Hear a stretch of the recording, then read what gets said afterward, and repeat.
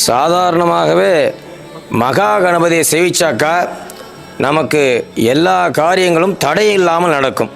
நிர்விக்னேன சம்பூர்ணதா சித்தியர்த்தம்னு சொல்லுவாள்.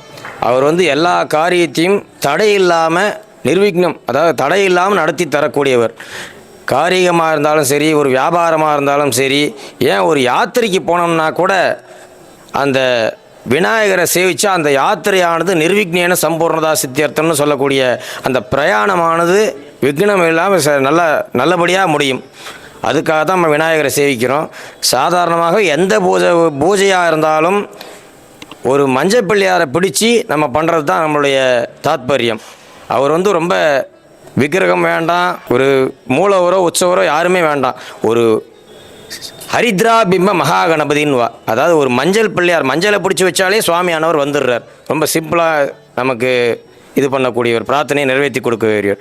அதுக்காக தான் நம்ம மெயினாக நம்ம விநாயகரை சேவிக்கிறோம். அதுவும் விநாயகர் சதுர்த்தி அன்னைக்கு சேவித்தா நம்மளுடைய அந்த வருஷம் ஃபுல்லாக நமக்கு அந்த எல்லா பிரார்த்தனைகளும் நிர்விக்னம் இல்லாமல் கிடச்சி நமக்கு எல்லா காரியங்களும் நல்லபடியாக சுபிக்ஷமாக நடக்கும்ன்றதை தெரிவிச்சுக்கிறேன்.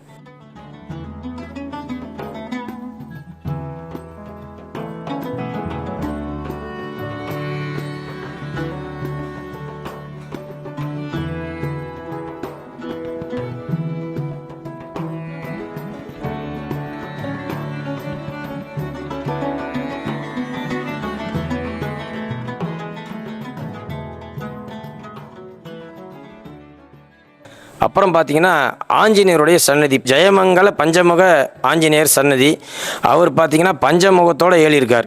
நடுவில் ஆஞ்சநேயருக்கு வலது பக்கம் நரசிம்மர், இடது பக்கம் வராகர், மேலே சிரசுக்கு மேலே ஐகிரிவர், பின்புறம் கருடாழ்வார். அதனால் பஞ்சமுகத்தோடு இங்கே பெருமாள் ஆஞ்சநேயர் ஏழியிருக்கார். ஆஞ்சநேயரை சேவிச்சாக்கா புத்திர் பலம் யசோதைரியம் நிர்பயத்துவம் அரோகதா என்று சொல்லக்கூடிய வாக்குக்கிணங்க நம்மளுடைய வாழ்க்கைக்குண்டான எல்லாமே கிடைக்கும். இது கிடைக்கும் அது கிடைக்கும்ல, எல்லாமே கிடைக்கும். அதனால் எல்லோரும் இந்த பஞ்சமுக ஆஞ்சநேயர், இந்த விநாயகர், பட்டாபிராமர், திருவேங்கடமுடையான் எல்லோரையும் சேவித்து எல்லோருடைய அனுகிரகத்தை அடையுமாறு பிரார்த்திக்கிறோம். நமஸ்காரம். இந்த திருக்கோயிலை பற்றிய முழு விவரங்களை தெரிந்து கொள்ள எங்களுடைய கோ டெம்பிள் யூடியூப் சேனலில் பாருங்கள்.